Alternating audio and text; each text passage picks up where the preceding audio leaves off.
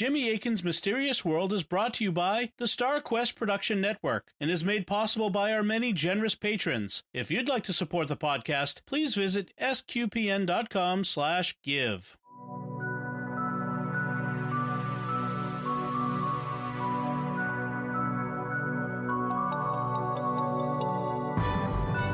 You're listening to episode 49 of Jimmy Akin's Mysterious World, where we look at mysteries from the twin perspectives of faith and reason. In this episode, we're talking about, get ready for it, folks, the Roswell UFO crash. I'm really excited about this. Can you tell? I'm Dom Bettinelli, and joining me today is Jimmy Akin. Hi, Jimmy. Howdy, Dom. So I make no bones about that. I'm very excited. I love talking about UFOs. I'm very excited about that. And, of course, Roswell is the thing. So let's get into talk about what it is Roswell is. On July 8th, 1947, 72 years ago this week, Americans were startled when the Army Air Force announced that they had taken possession of a crashed flying saucer. Now, the Air Force said that the saucer had crashed on a ranch near Roswell, New Mexico. But the public then suffered whiplash when the Air Force quickly retracted the story and said it wasn't true. And then for years, the story was hidden, but decades later, it was revived by UFO researchers. And the story of the Roswell crash has become the single most famous incident in UFO history. And then in the 1990s, public pressure forced the Air Force to admit that they had lied when retracting the story, and something strange really did happen at Roswell in 1947. And that's what we'll be talking about on this episode of Jimmy Akin's Mysterious World. So, Jimmy, let's be honest, was Roswell really Quark and Rom traveling through time from Star Trek's Deep Space Nine? Dom, you can't just blurt out the truth at the beginning of the episode. It doesn't fit the narrative. You gotta build towards that. I guess I got so excited I forgot and jumped right to the end. Okay, no, so seriously. So how much of the whole Roswell phenomena will we be talking about on this episode? There's so much to talk about this. There's so much research that has been done that we're really only going to be able to cover a fraction of it this time. I'd love to be able to just go into all the stories that people have told about Roswell, all the different things that people who lived in the area have said. Unfortunately, that would make this a book-length podcast, and actually several book-length podcasts, because many books have been written on this subject. So we'll really only be able to talk about kind of an overview of the situation this time, but we'll look at it more in some future episodes and be able to get further into some of the stories. Okay, so I understand that you took a trip to Roswell a few years ago. Can you tell us about that? Yeah, it was very interesting. It was really clear that the UFO crash story was incredibly important to the local economy. It seemed like every business on the main strip in town was selling alien stuff, and there were alien decorations all over everything. Even the street lights had alien faces painted on them that I guess the town council had done. The Chamber of Commerce had a sign on its front door in allegedly alien writing, which was actually just gibberish in a Greek font. I got to visit the Roswell UFO Museum, which was fun, and I drove out to near one of the crash sites, and I also went through an alien-themed haunted house that they had there, which was kind of scary in parts. They had these teenage guys running the haunted house, like sneaking up on you in the dark and stuff. It sounds fun and very campy. Yeah. Set the stage for us then. What was happening in 1947 when the story from Roswell broke? You'll recall just a couple of weeks ago here on the show, we covered the Kenneth Arnold UFO sightings that kicked off the modern UFO era and that introduced the term flying saucer. That was part of a wave of sightings in 1947, and over the next 2 weeks, the press was just filled with accounts of flying saucers as the wave played out. People were fascinated by the story, and I wanted to do this episode, since we'd just done the Kenneth Arnold ones, timed to coincide with the anniversary of that. I wanted to follow up with Roswell, timed for this anniversary. I wanted to do them both in the same year so you could see just how close those two events were to each other. So they're in very close proximity. It's just a couple of weeks later when Roswell happened. And early on Tuesday, July 8th, the Roswell Army Airfield issued a press release. Yeah, and here's what it said. The many rumors regarding the flying disc became a reality yesterday when the intelligence office of the 509th Bomb Group of the 8th Air Force, Roswell Army Airfield, was fortunate enough to gain possession of a disc through the cooperation of one of the local ranchers and the sheriff's office of Chavez County. The flying object landed on a ranch near Roswell sometime last week. Not having phone facilities, the rancher stored the disc until such time as he was able to contact the sheriff's office, who in turn notified Major Jesse A. Marcel of the 509th Bomb Group Intelligence Office. Action was immediately taken and the disc was picked up at the rancher's home. It was inspected at the Roswell Army Airfield and subsequently loaned by Major Marcel to higher headquarters. Yeah, I love how they say loaned to higher headquarters. That's almost as good as surrendered to high command. Yeah, some general called up, "Hey, Major Marcel, can I borrow that from you?" Yeah. I'm not sure that's how it happened. But imagine what it would have been like, to read that in the newspaper. Just the Army got a flying saucer. I mean, just coming out and saying it. How dramatic that would have been. When I went to Roswell, I got a copy of the paper. They have reproductions of it for sale. I got a copy of it and was reading it, and it's like, wow, this is just so dramatic to just have the military come out and say we've got a flying saucer. I have to say, it's almost like when the New York Times reported on the ATIP gun camera videos from a few years ago. So that's interesting. Yeah, only even more dramatic because it's like we have this physical object now. Right. Then what happened was the Army retracted the story. Is that right? Within 24 hours, they dialed back the story. And on July 9th, many papers carried the retraction. So this is the next day. One of them was the Fort Worth Star-Telegram. And here's what it said. An object found near Roswell, New Mexico, was stripped of its glamour by a Fort Worth Army Airfield weather officer who late Tuesday identified it as weather balloon. Warrant Officer Irving Newton of Medford, Wisconsin, a forecaster at the base weather station, said the object was a radar wind target used to determine the direction and velocity of winds at high altitudes. Newton said there were some 80 weather stations in the United States using this type of balloon, and it could have come from any one of them. We use them because they can go so much higher than the eye can see, Newton explained. A radar set is employed to follow the balloon, and through a process of triangulation, the winds aloft are charted, he added. Yeah, the story and a lot of the press stories also carried pictures of Brigadier General Roger Ramey and Major Jesse Marcel, who you already mentioned, posing with debris from a weather balloon and a radar detector. So it wasn't just a weather balloon. It had like a radar target on it as well to keep track of the balloon. And so that basically just killed the story? Yeah, after that, the story died down for several decades. There were a few brief and often inaccurate mentions of it in UFO literature, but it was basically a dormant story at that point. So then how did it come back into popular consciousness? In 1980, a book called The Roswell Incident was published by Charles Berlitz. That's the language guy. If you've seen those Berlitz language books to like learn French or German or whatever, that's the guy. He and another guy named William Moore wrote this Roswell Incident book, and that repopularized it. Then in 1989, the TV show Unsolved Mysteries aired a famous segment dramatizing the subject.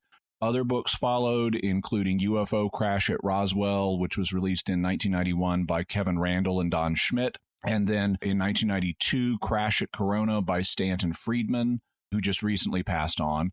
And in 1997, the day after Roswell, by Lieutenant Colonel Philip J. Corso and William Burns, was released. And Philip Corso was a military guy who claimed to have been given technology from Roswell that he then seeded in industry here in America to be reverse engineered. And so very interesting book. We'll definitely talk about that one in the future. One of the things that characterized this new wave of interest was the claim that in addition to the crash debris, which there had been no doubt existed, there were also several small crash victims, according to the stories, one or two of which may have survived, at least temporarily. So people were saying there were bodies of small people, and one or two of them may have lived, at least temporarily. Another thing that characterized the new wave of interest was a lot of really unreliable witnesses came out of the woodwork. Subsequent deliberation and investigation showed that many of them were either misremembering or deliberately hoaxing in some cases. For a really balanced look at the problems with a lot of these newer witnesses, I would recommend you get Kevin Randall's book, Roswell in the 21st Century. We'll have a link to it in the show notes. It's one of the recommended resources for this episode. And Randall favors the extraterrestrial hypothesis. I mean, that's his preferred solution. He wants to say it was a flying saucer from another planet, but he's a very fair and balanced investigator. In fact, I would say of all the people actively working in American ufology today, he is the most fair and balanced person who favors the extraterrestrial hypothesis. And he's really frank about the limitations of the data and the problems with some of the witnesses. Now, I recall being of a certain age and having certain interests. I recall there being lots of interests like this that grew. There were TV movies. I remember one, the X-Files was talking about Roswell. So eventually public interest grew so strong that I understand the government had to issue a couple of reports at what happened at Roswell. So what did they say? Yeah, there were some queries that were underway in the government by New Mexico politicians. And so in 1994, the Air Force issued a document called the Roswell Report, Fact versus Fiction in the New Mexico Desert. And it claimed that the crash debris was likely from Flight 4 of something called Project Mogul, which we'll talk about. It didn't offer a single definite explanation for the reports of the alien bodies, but since Project Mogul didn't have any passengers, it just said there weren't any bodies. In 1997, the Air Force then issued another document called the Roswell Report, Case Closed, which did provide an explanation for the reports of the bodies. And it suggested that the bodies people remembered seeing were likely crash test dummies from another program called Operation High Dive, which we'll also talk about. Oh, well, if the report was titled Case Closed, I'm sure nobody wanted to talk about it after that, right? Case closed. Didn't really close the case in a lot of people's minds. So what was this Project Mogul that they mentioned? Basically, it was a balloon-based project to detect Soviet nuclear tests. You know, this was right after World War II. We dropped the first bombs in 1945, and we knew the Soviets were having this, desperate program to try to get their own bombs. They were successful in 1949, so it took them like 4 years after the war before they detonated a bomb. But we were already monitoring what was going on to try to, track their progress. And Mogul was one of the ways we were trying to do that. Basically, you sent up balloons and they had special sound gear on them that would listen for low frequency sound waves that travel through the atmosphere for thousands of miles. So the idea was basically with these special microphones, you could hear the bang of an atomic bomb going off from thousands of miles away. And that would tell us if it's not one of ours, it would be one of the Soviets. Because we didn't have satellites to do what we do now, right. See it from space. So they had to find another way. Okay. Exactly. And so the Roswell report that the Air Force released in 1994 has a pretty good explanation of Project Mogul. Why don't you read that for us? All right.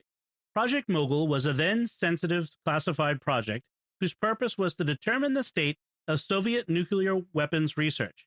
This was the early Cold War period, and there was serious concern within the U.S. government about the Soviets developing a weaponized atomic device.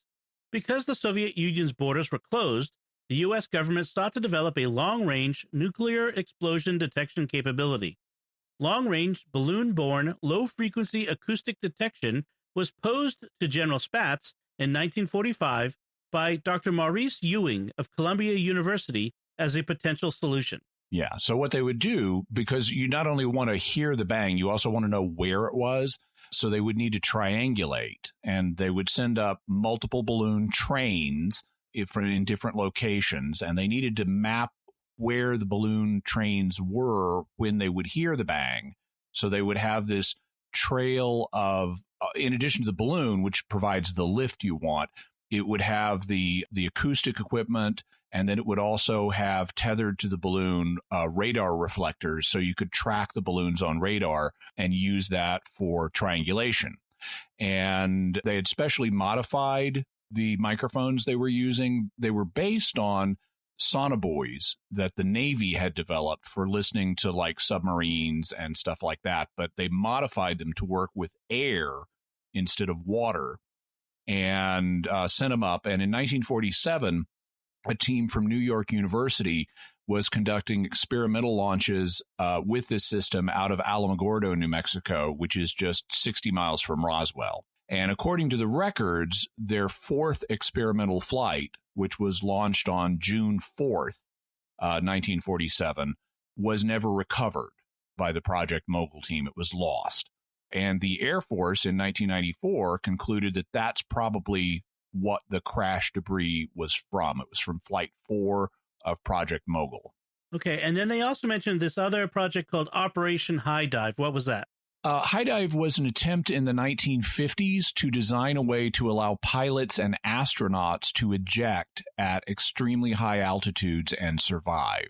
So it was basically an ejection system testing program.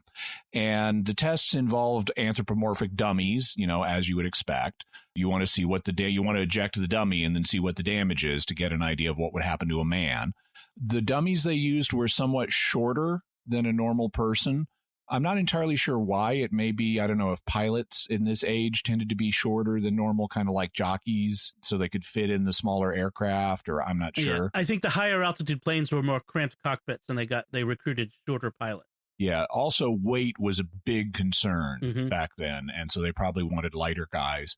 In any event, these crash test dummies were shorter than a normal person, and in 1997, the Air Force suggested that their efforts to recover these dummies, because, you got to, after they've ejected and hit the ground, you got to go get them to see what happened with them. That the efforts of military personnel to go recover the dummies was what produced reports of military personnel recovering tiny people in the desert. So one thing we noticed is in both of these cases, we have some discrepancies in dates. The Mogul balloon went missing on June 4th, but the debris at Roswell wasn't reported in the newspaper until July 8th. And then the alien bodies were reported in 1947, but Operation High Dive wasn't until the 1950s. So what gives here? I don't think the first one is really much of a problem. Mogul balloons were designed to stay in the air for extended periods. You didn't just send them up and haul them back down the same day. You had to have them up there listening for whenever the Soviets might set off a nuke. And so they were meant to stay up there for a long period of time. Apparently, Flight 4, which was, launched on June 4th, was in the air until June 7th. And that's when things started to go wrong for it. Also, some early records indicate that Mac Brazel, he was the rancher that found the debris, that he found the debris 3 weeks before it was reported to the authorities. He found it in mid-June. So we know Flight 4 was still up in the air until the 7th, and then he finds it the debris a week later. He was on a remote ranch with no telephone or radio. He didn't go into town very often. And we don't know that he even found the debris right after the crash. It could have been laying there all week before he ran across it. So I don't see a fundamental problem with the date of the Mogul launch relative to the time the newspapers announced the story. Okay, and then what about the date problem with the crash test dummies? Well, I think there's more of a problem here. At the press conference in 1997 where they announced this solution, it was asked, well, okay, Operation High Dive wasn't until the 50s, but Roswell was 47. So why the discrepancy in years? And the Air Force official who was speaking suggested it was time compression in people's memories, which got some laughs. I think it's possible, that people could misremember the year. I say that from my own experience. People seem to think that I have a good memory, but I often don't remember the year something happened after it's been a few years. For example, I don't remember the exact year of my trip to Roswell. I think it was around 2007, about 12 years ago, but I could be off by, a few years. It could have been, I don't think it was later than that, but it could have been earlier than that. I have to say, I think people's memories will often sometimes, in fact, do the opposite, which is lock onto a memorable thing and misremember it because they tie it to that thing that wasn't the same time. So, if I remember something that actually happened in, say, 1988, but for some reason it seems like it might be connected to, I don't know, the space shuttle in the Challenger disaster, I could misremember it as 1986. I see what you're saying there. Yeah, and we'll definitely be talking about the problems with human memory in upcoming episodes because it's a fascinating subject. That's good. But the discrepancy in years is enough that I think there's at least something of a problem here, because if you would think that if people remembered seeing alien bodies, that they would also remember, oh yeah, it was at the same time Roswell was in the news, that the crash was in the news. But I should also say there are problems with the reports of the bodies. They weren't there in the original 1947 reportage. This is from the second wave in the 1980s. And read, for example, Kevin Randall's discussion of the bodies. There are reasons to question whether any of these reports are reliable or not. And so I'm not, at the present state of my research, I'm not sure there were bodies, although we'll definitely talk about that in another episode. But if there were, I'm not sure there were alien bodies. I'm going to guess that when we talk about this again, we'll talk about purported video or film footage and all that sort of stuff. Oh, like the alien autopsy? Yeah. Yeah, that was a hoax, but we can talk about it. Yeah. I mean, I kind of guess it's a hoax, but it would be fun to talk about. I love the X-Files episode where they riff on that by showing alien autopsy footage to Scully, and she's so embarrassed that she's the masked doctor in the fake alien autopsy. That's right. So that's the background. So let's talk about the theories about what happened at Roswell. What are the theories about the Roswell incident? Okay, so there are loads of theories about this, but to keep it manageable, in this episode, we're going to look at 6. The first one we're going to call Air Force Hypothesis 1, because it's the first one the Air Force proposed. Namely, it was a flying disc that they got. So flying saucer, presumably of extraterrestrial origin. Air Force Hypothesis 2 was what they came out with the next day, that it was just a weather balloon. Air Force Hypothesis 3, which they came out with in 1994, was that it was a Project Mogul flight wreckage. And then Air Force Hypothesis 4 was that the bodies are to be explained by the Operation High Dive crash test dummies.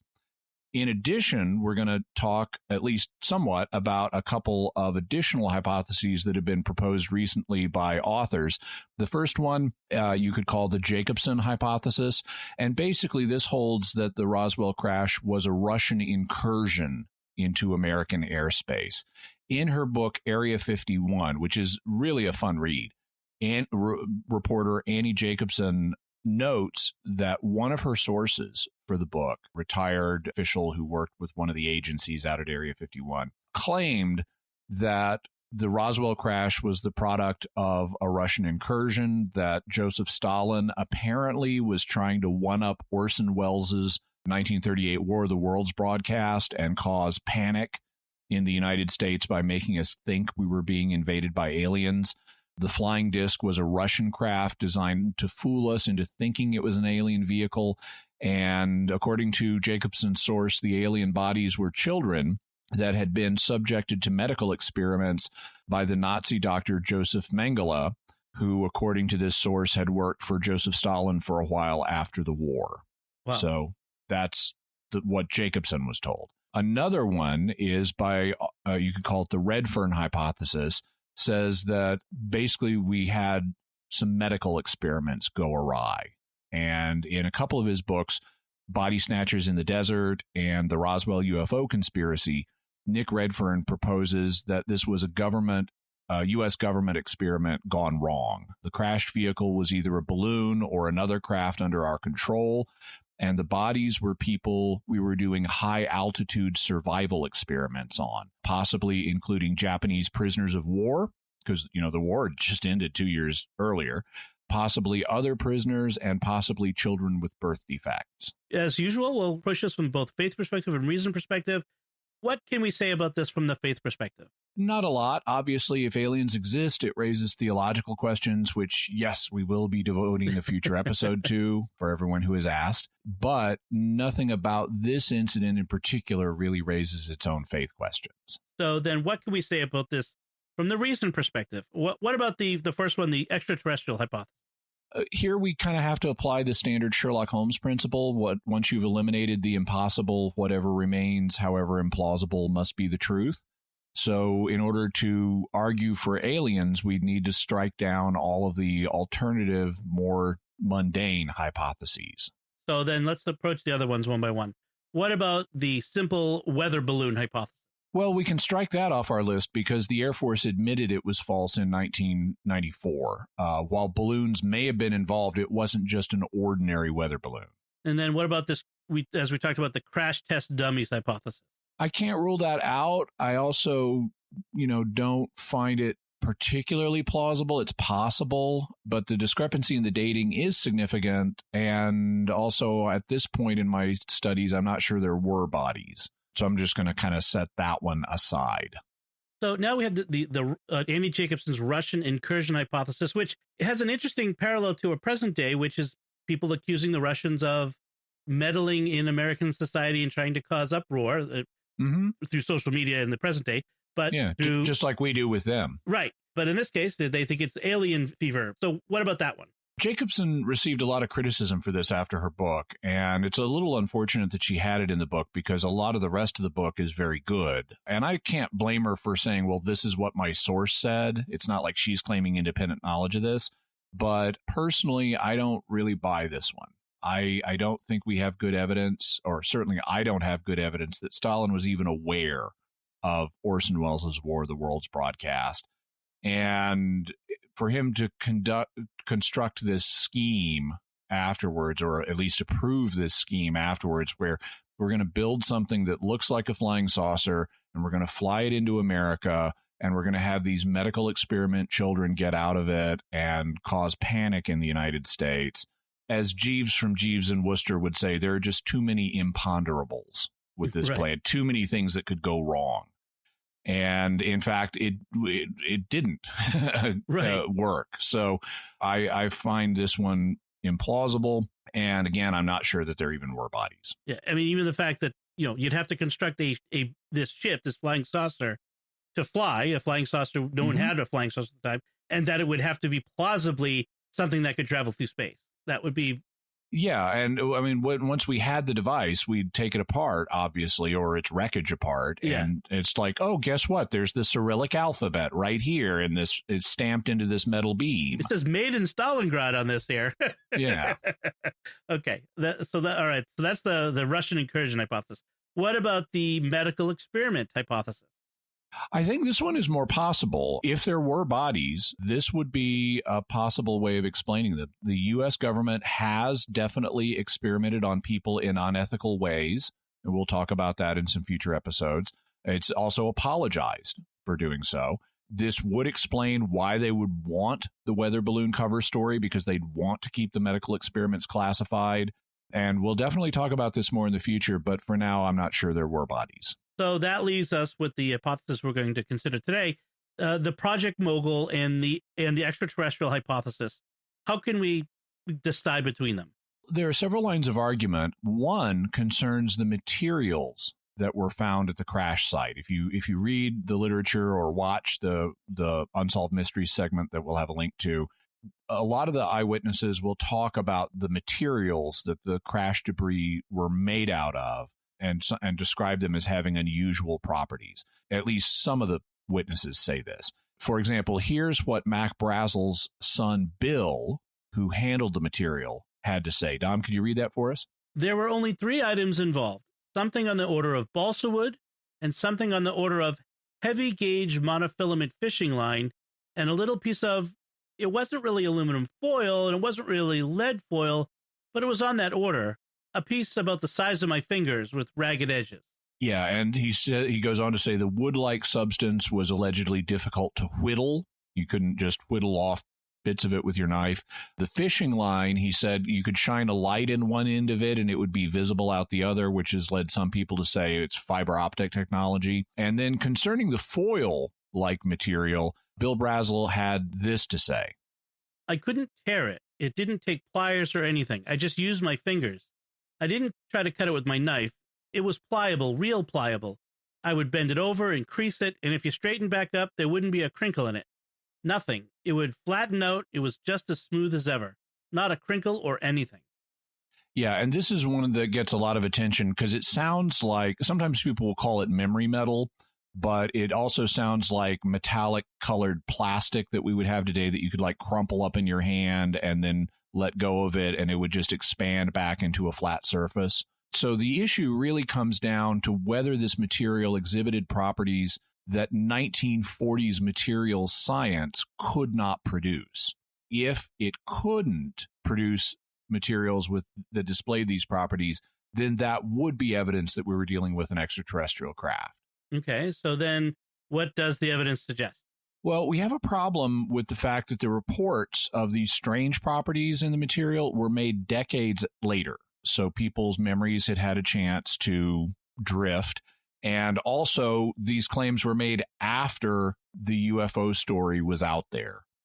And so it could have shaped, the UFO story itself could have shaped people's memories of, what exactly the properties were. I mean, if you handled, for example, some of the claims, and we'll get into this a little more, but some of the claims will say things like, well, it was a silvered weather balloon, so that was rubbery. It was this plastic substance, but it had silvering on one side.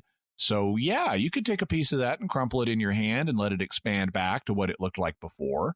But after 40 years, how easy is it going to be to distinguish silvered rubber from a weather balloon with fantastic memory metal? It's your memory after 40 years. That could be hard to distinguish. So given the fact that people's memories distort over time, it's hard to be sure they're reliable. Also, the people who made the reports like this indicated that the materials were very similar to things they were familiar with, to other materials they did know about, and were maybe just subtly different. It's thus hard to think that it was really impossible for 1940s material science to produce this stuff, like the supposed fiber optic thing, which Bill Brazel said looked like monofilament fishing line. Well, you can shine a light in one end of monofilament fishing line and it'll come out the other end. And monofilament fishing line began to be marketed in 1939. It had already been around for 12 years. I checked.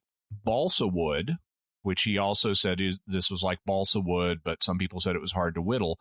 Well, balsa wood, if you cover it in glue to reinforce it, or making a kite out of it or something that you're going to send up on one of these things, that would be hard to whittle.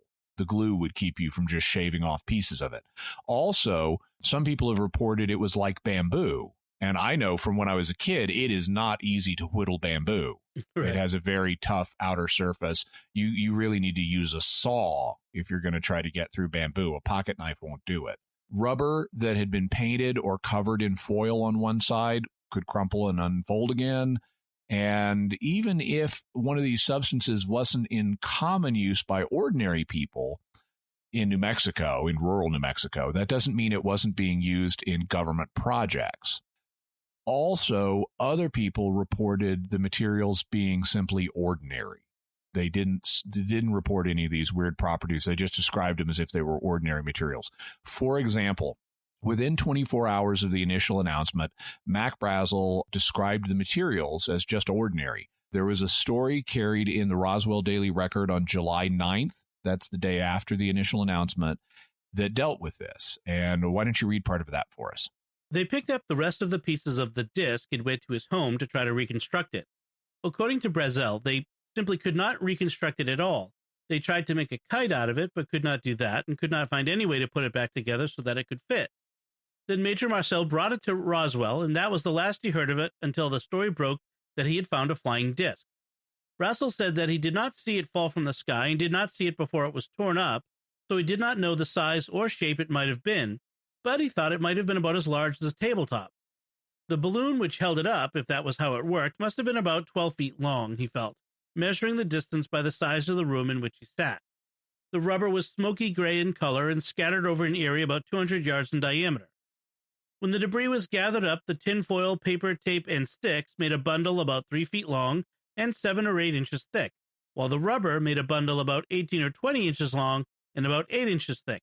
In all, he estimated the entire lot would have weighed maybe 5 pounds. There was no sign of any metal in the area which might have been used for an engine, and no sign of any propellers of any kind, although at least one paper fin had been glued onto some of the tinfoil. There were no words to be found anywhere on the instrument, although there were letters on some of the parts. Considerable Scotch tape and some tape with flowers printed upon it had been used in the construction. No strings or wire were to be found, but there were some eyelets in the paper to indicate that some sort of attachment may have been used. Brazel said that he had previously found 2 weather observation balloons on the ranch, but that what he found this time did not in any way resemble either of these.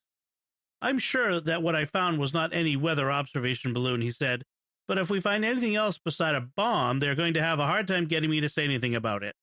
Right, because he didn't like all the negative attention he had received from reporting this. Right. So he described the materials apparently to the paper as just being ordinary stuff: tinfoil, paper, tape, sticks. Now, you can argue he did this because he was being threatened by the Army Air Force or something as part of the cover-up. But the fact is, we have the discoverer of the material describing it as ordinary stuff within 24 hours of the first public report, not 40 years later. Now, he did say it wasn't a weather balloon, and that's true. It wasn't. He's describing the stuff that would have been hanging from the weather balloon, the radar reflective kites that it carried. And in fact, they tried to make a kite out of it. They probably, if on the mogul theory, they probably had more than one kite here, which is why they couldn't fit it together properly. But their first thought was, oh, this is stuff you'd make a kite out of. Let's try to make a kite out of it. Also, notice the absence of anything bulky enough to be an engine. The whole thing allegedly weighs like 5 pounds, all of the debris that he brought in. And this really sounds more like a fragile balloon train than any kind of alien spaceship. So then how did the idea of it being a flying disc get started?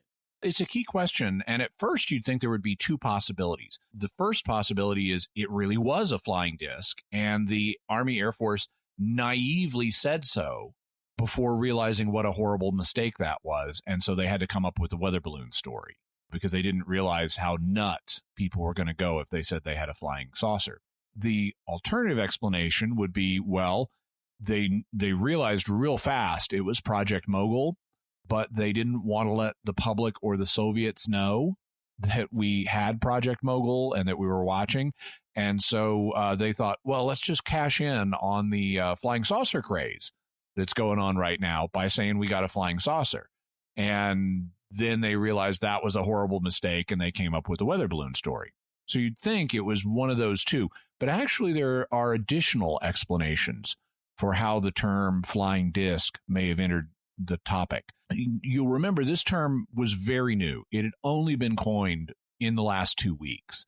It didn't have an established meaning, and it wasn't automatically associated with extraterrestrials. Lots of people thought the flying discs that were being reported were a secret government project. I mean, if you go back and listen to our Kenneth Arnold episode, we play a radio broadcast from that time, and they're going, oh, yeah, we've contacted the Army. We hope to have word back from them that this is just one of our projects. So people didn't think extraterrestrial when they thought flying disc. They could easily and often did think U.S. government. And then Mac Brazel, he lived on a remote ranch with no phone or radio, so this term is entirely new to him. And with that in mind, there's another passage in that same July 9th story from the Roswell Daily Record that has a bearing on this. Could you read that passage for us? Brazel related that on June 14th, he and an 8-year-old son, Vernon, were about 7 or 8 miles from the ranch house of the J.B. Foster Ranch, which he operates, when they came upon a large area of bright wreckage made up of rubber strips, tinfoil, a rather tough paper, and sticks. At the time, Brazel was in a hurry to get his round made, and he did not pay much attention to it. But he did remark about what he had seen, and on July 4th, he, his wife, Vernon, and a daughter, Betty, age 14, went back to the spot and gathered up quite a bit of the debris. The next day, he first heard about the flying discs, and he wondered if what he had found might be the remnants of one of these. Monday, he came to town to sell some wool, and while here, he went to see Sheriff George Wilcox and whispered kind of confidential-like that he might have found a flying disc. Wilcox got in touch with the Roswell Army Airfield, and Major Jesse A. Marcel and a man in plain clothes accompanied him home, where they picked up the rest of the pieces of the disc and went to his home to try to reconstruct it. Right. So here, Brazel finds the debris on June 14th, and then 3 weeks later, he sees the debris again on July 4th, and the next day, July 5th, he hears about flying discs for the first time. And he thinks, well, maybe that's what I found. He's not necessarily thinking aliens. He's just like other people. He may think this is a government thing. So he goes into town when he's selling his wool and he reports it to the sheriff, and the army gets involved. And so it may have been Brazel who introduced the term flying disc into this story. It didn't have an established meaning, but that's what he told the sheriff and the army officials he thought he might have found. They then go out and get this kite-like material and try to build a kite out of it. And it may have just been his use of the term flying disc may have just kind of taken on a life of its own and gotten into the initial press release. Oh, yeah, he found a flying disc. And that didn't mean to people then that it was necessarily an extraterrestrial flying saucer. So is there any evidence that would tend to confirm this interpretation? Well, I can think of two significant pieces of evidence. The first one is an internal FBI telegram that was sent from the Dallas field office to the headquarters in Washington, D.C. It was sent at 6:17 p.m. Central Time on July 8th, just a few hours after the initial announcement that a flying disc had been discovered. And maybe you could read that for us, Tom. Major Curtin, Headquarters, 8th Air Force, telephonically advised this office that an object purporting to be a flying disc was recovered near Roswell, New Mexico, this date, July 8th, 1947. The disc was hexagonal in shape and was suspended from a balloon by cable, which balloon was approximately 20 feet in diameter. Major Curtin further advised that the object found resembles a high-altitude weather balloon with a radar reflector, but that telephonic conversation between their office and Wright Field had not borne out this belief. Disc and balloon being transported to Wright Field by special plane for examination. Information provided this office because of national interest in case and fact that National Broadcasting Company, Associated Press, and others attempting to break the story of location of the disc today. Major Curtin advised would request Wright Field to advise Cincinnati office results of examination, no further investigation being conducted. Yeah, and the telegram is a little choppy in its syntax because of the way they compress things for telegrams. But basically, according to this telegram, so this is the government talking to itself. Okay, this is what the Air Force told the FBI that day, that it was a balloon-related thing. They said there was a hexagonal disc that was suspended from a 20-foot diameter balloon. So it was part of the balloon train. And if you've got this hexagonal disc as part of the balloon train, then that might be why Mac Brazel said he found a flying disc, because there was this hexagonal thing. And then the Air Force tells the FBI about that just a few hours later. And so I think that's significant evidence favoring the Project Mogul theory. Right. If you've ever seen a radar reflector, you can picture, you could probably Google it. It sort of has these angular foil metallic shape and things. So I see what you're saying there. So So you said there was a second piece of evidence. What was that? Yeah, this is in a book called Atomic Adventures by James Mahaffey. And I've mentioned James Mahaffey previously on the podcast. In particular, I've mentioned his book Atomic Accidents, which is a really great read, but so is Atomic Adventures. He talks about how in 1989, he encountered a piece of evidence, and this is 5 years before the Air Force did its study and concluded it was probably Mogul. But he encountered a guy who had a really important piece of information about this. In 1989, Mahaffey was kind of at an unhappy point in his career as a nuclear physicist, because that was the year some scientists in Utah announced they had achieved tabletop cold fusion.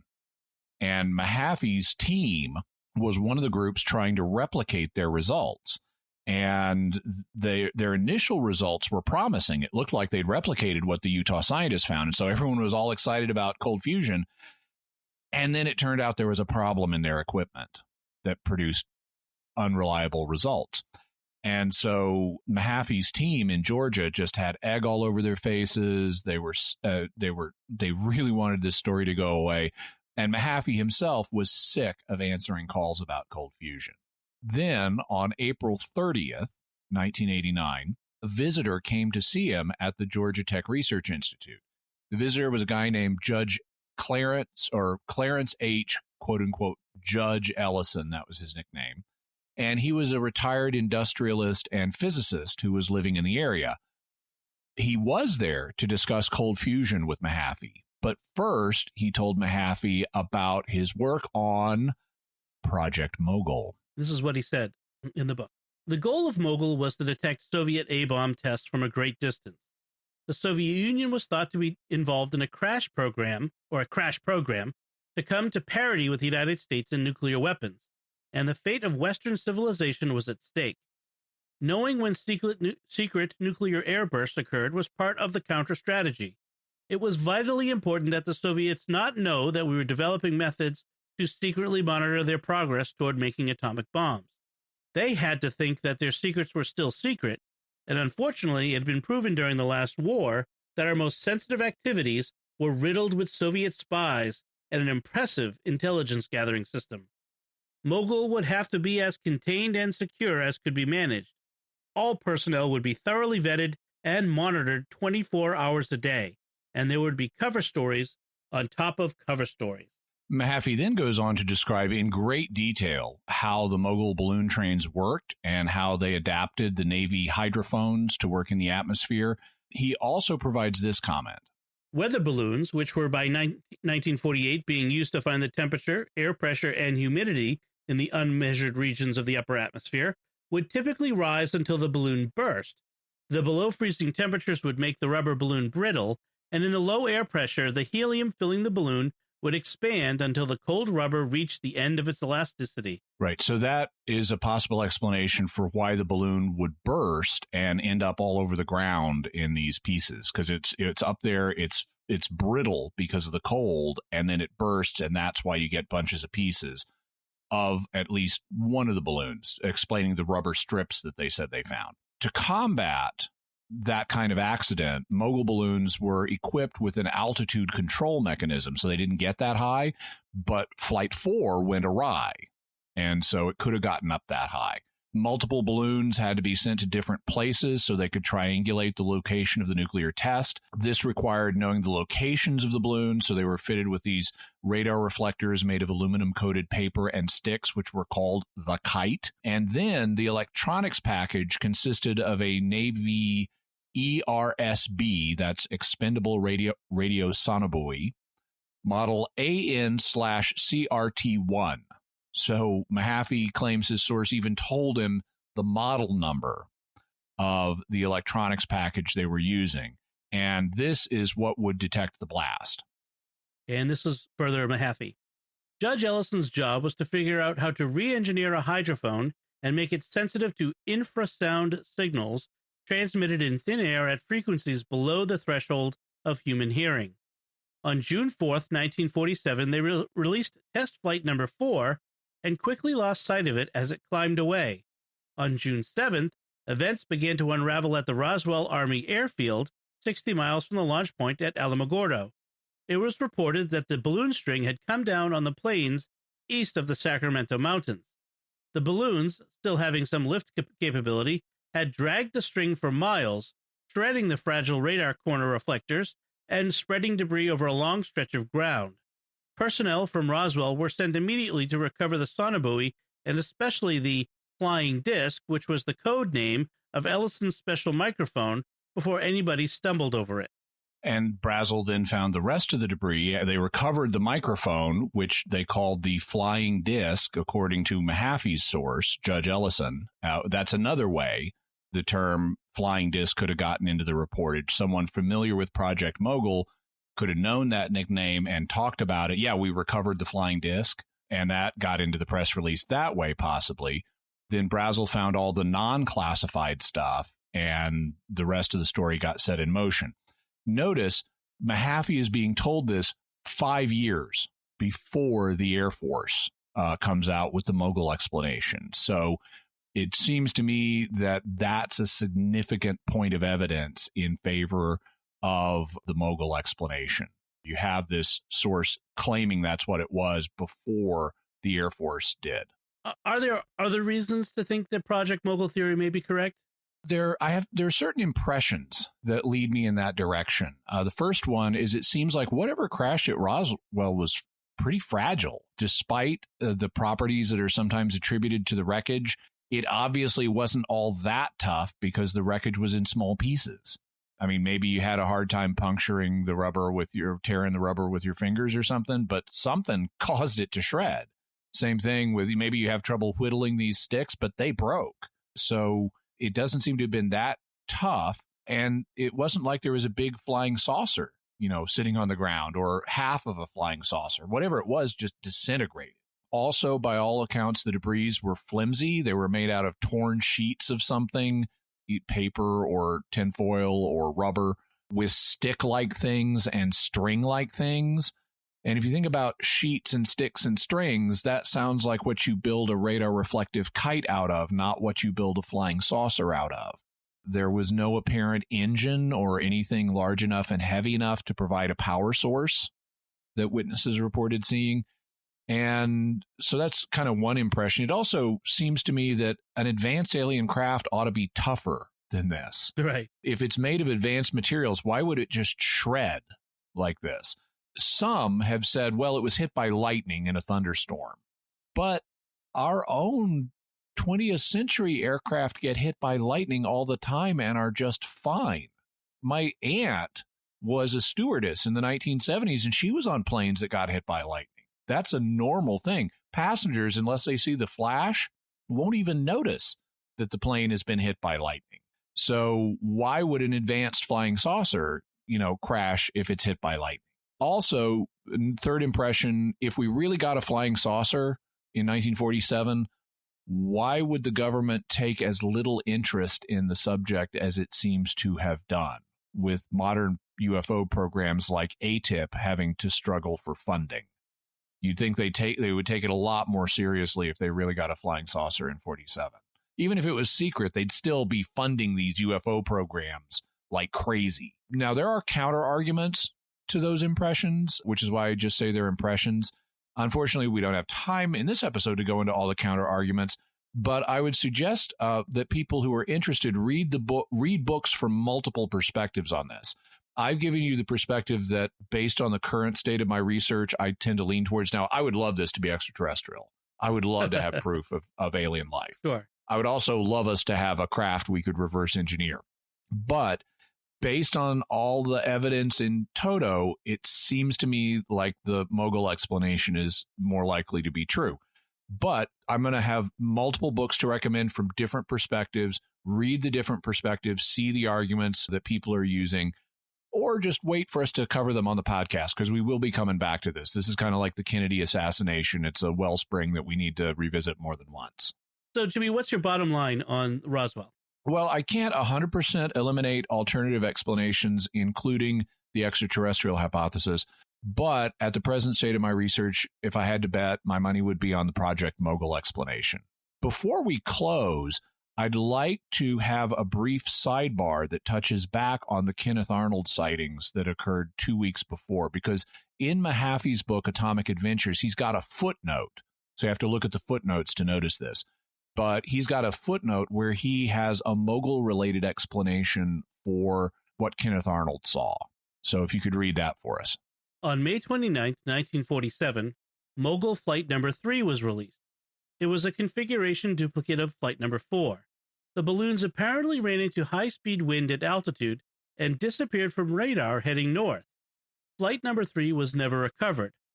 Kenneth Arnold's sighting 26 days later on June 24th, 1947, of a string of 9 shiny objects flying as if they were tied together, like a Chinese kite tail, may be a description of the top segment of the Mogul balloon vehicle blown all the way up to Mount Rainier in the high-altitude jet stream.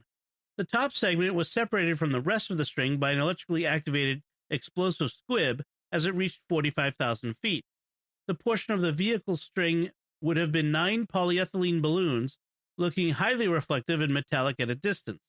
The top 2 would have been big 1-kilogram balloons separated by 36 feet of braided nylon rope, known as lobster twine. After another 79 feet of rope, a series of 7 smaller 350-gram balloons would have followed, each spaced at 20-foot intervals. If so, then Arnold's description of the speed and distance of the objects would have been misjudged. Right. So I find that interesting. You have this train of balloons all tied by cord, and if that's what Arnold saw, it would explain the saucer-like skipping motion that he saw as they're pulling on each other through the lobster twine, and that's what's causing them to seem to bounce up and down as they're traveling through the sky. It would also explain why the lead object looked different than the objects following it. So I think that's an interesting explanation of the Kenneth Arnold sighting. Personally, and I'd love to see it analyzed by someone like Bruce Maccabee, I can kind of anticipate part of what he's going to say. What I don't know is, is it really plausible that flight number 3 would stay in the air lost for 26 days? And ended up all the way in end up all the hundreds of miles away in Washington State. So that I don't know, but based on what Maccabee said in his book, The Length Analysis of the Kenneth Arnold Sighting, he would at least make a couple of points. One of them is that Arnold had good sighting fixture, had a good fix on the locations of these because he was measuring them against a background of mountains with a clock. Mahaffey says, well, Arnold would have had to have misjudged the speed in the distance. But Maccabee would say, yeah, but he was using mountains and a clock to judge this. The other thing that I'm sure that Maccabee would say is Arnold reported the flash off the metallic objects he saw as bright enough to illuminate his aircraft cabin, and that would not happen with silvered balloons in the distance. Right. They'd have to be really close to that. So, Jimmy, what further resources can we offer our listeners on Roswell? First one is the Air Force's reports on Roswell. They're bound in a single edition that you can get, offering both the Project Mogul and the Crash Test Dummies explanations. Then there's James Mahaffey's book, Atomic Adventures, which provides the pre-Air Force Mogul confirmation we talked about. There's a summary of the Air Force Crash Test Dummy theory that's online that you can read for free. We've got Kevin Randall's book, Roswell in the 21st Century, which supports the extraterrestrial hypothesis, but is a very good analysis. It's very frank about problems in the data. Nick Redfern's book, The Roswell UFO Conspiracy, where he talks about his medical experiment hypothesis. Also his book, Body Snatchers in the Desert, which is where he first introduced the medical experiment hypothesis. Annie Jacobson's book, Area 51, which has the Russian infiltration hypothesis. And even if you don't buy that, it's still a really good read. If you become a $10 patron of the StarQuest Network, we could send you that one as a gift to thank you for your patronage. Yeah. Also, there's a critique of Jacobson's book that we'll have a link to, so you can get the other side of the story. Wikipedia's article on the Roswell UFO incident will have also links to the July 8th, 1947 FBI telegram, the July 9th story from the Roswell Daily Record, the July 9th retraction article from the Fort Worth Star-Telegram, and images from the July 9th press conference, where you can see General Ramey and Major Marcel posing with the some of the debris that they claim to have been recovered. We'll also have a link to the Unsolved Mysteries segment that you can watch on YouTube, and also Wikipedia's article on Project Mogul. And I look forward to coming back to revisit Roswell in the future. Yeah. So what do we have for mysterious feedback, Jimmy? In our mysterious feedback this time comes from our episode on Fatima, and our first is an email from Fernando. Why don't you read that for us? So Fernando says, thanks for all you do at Catholic Answers and for your Mysterious World podcast. Regarding Fatima, I love the podcast. As a Portuguese person, I just wanted to let you know that the C in Lucia is pronounced as an S, like Lucy in English, not as ch or ch. And the J in Jacinta is pronounced as a J, in Jacinta is pronounced as a J, like Janet. It's in the Spanish language that the J is pronounced as an H.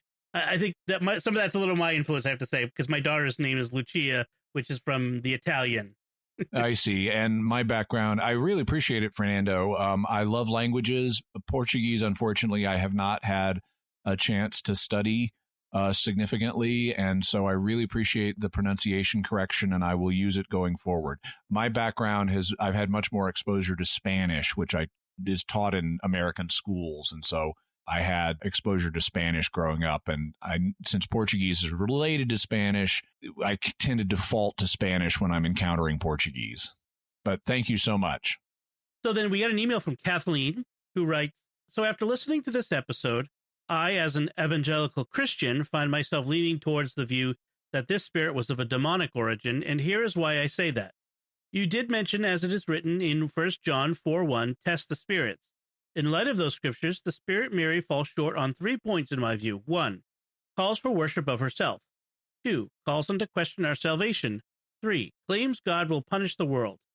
How do you reconcile these discrepancies to make the claim that the Spirit Mary is from God?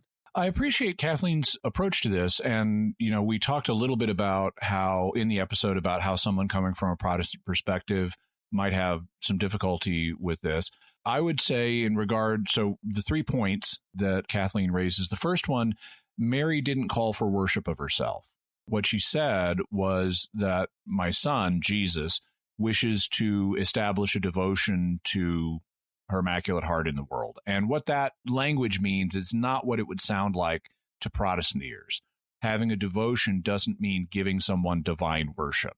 It means having a form of respect for. And the fact that Mary, on the Catholic view, and on anybody's view, if you're a Christian, Mary is a very holy woman. And on the Catholic view, by God's grace, he gave her the gift early that he will one day give all of us of being completely freed from sin. So, we're not going to be sinning in heaven. He's going to make all of us immaculate one day. And he just gave Mary that early as a sign of what we will become as Christians if we're faithful to God. And so by establishing a devotion to, or, respect or veneration for Mary as an immaculate person, it shows us what God wants us to become. So it's not giving her divine worship. It's making an example of Mary for us to follow and imitate and stay true to God.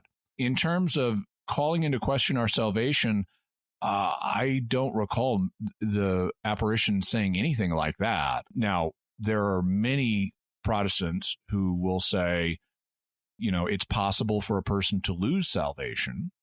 Something that Catholics believe as well. Lutherans will say that, Methodists will say that, Pentecostals will say that. Basically, everybody except Baptists and Calvinists, and those who have been influenced by Baptists and Calvinists, will agree that it's possible, as St. Paul says, to fall from grace. Fortunately, the good news is that you can then come back to God and be re-forgiven, which is the whole point of the parable of the prodigal son, where you have someone start as a son, go off into a life of sin and be described by the Father as dead, and then come back to the Father and be described as alive again. But I don't recall Our Lady of Fatima questioning our salvation in any sense. Frankly, I don't remember such a quote. Even if there were a quote saying you need to avoid mortal sin, well, that's something that I think is biblically sound, and a lot of Protestants would agree with that. Everybody, like I said, but Baptists, Calvinists, and those influenced by Baptists and Calvinists. Concerning the third claim that God will punish the world, this is a mode of language that's found in Scripture. It's all over the place in Scripture, that God's going to punish Israel for its sins and so forth. And I don't see any problem. Now, you can say, how literal is that language meant to be taken? How much is it God actively punishing versus allowing the consequences of our sins to come home to roost? But whether it's meant literally or somewhat less literally, that mode of language is found in Scripture, and so I wouldn't be at all surprised to see it being used in a private revelation. The next bit of feedback comes from Basil from China on YouTube. Says, thanks, Jimmy and Dom, for the hard work. I don't miss an episode. One advice on the structure of the podcast. Because of the amount of information you guys share, I can tell you're really trying to make it as easy as possible for us to follow. I would really suggest to explain the facts before you list the different claims and possible explanations. It's kind of backward and hard to follow when you say, here are the different theories to explain what happened. But I'm like, wait, I don't even know what happened yet.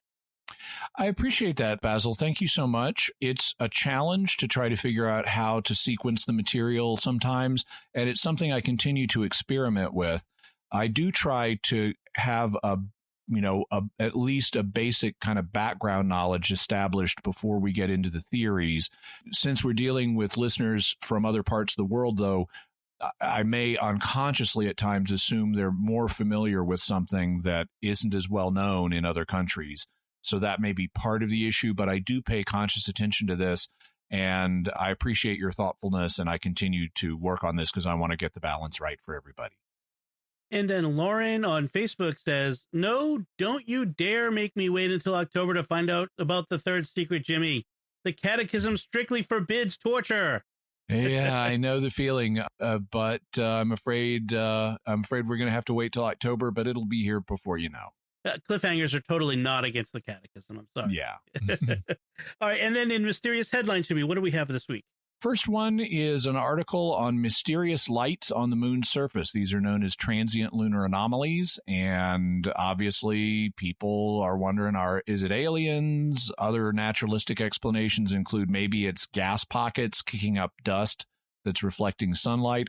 But one way or another, there are and have been for a long time. We've known about these transient lunar lights. And so we got an article on them.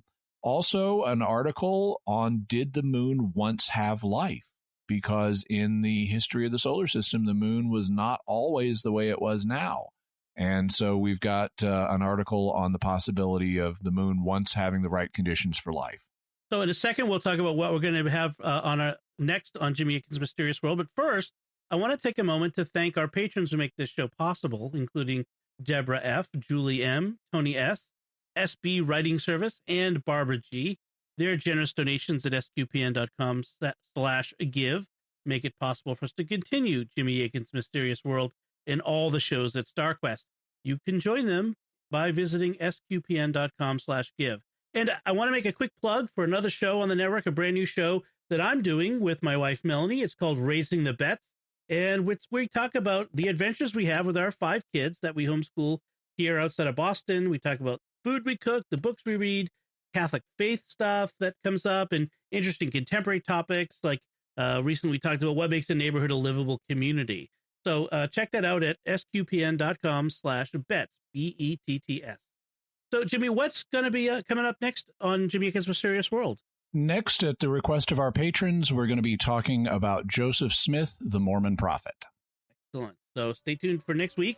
And so that's it from us. What did you think about the Roswell UFO crash? What's your theory? What do you think was it Mogul, Project Mogul? Was it aliens? Let us know by visiting sqpn.com or the Jimmy Akin's Mysterious World Facebook page and leave us some feedback there.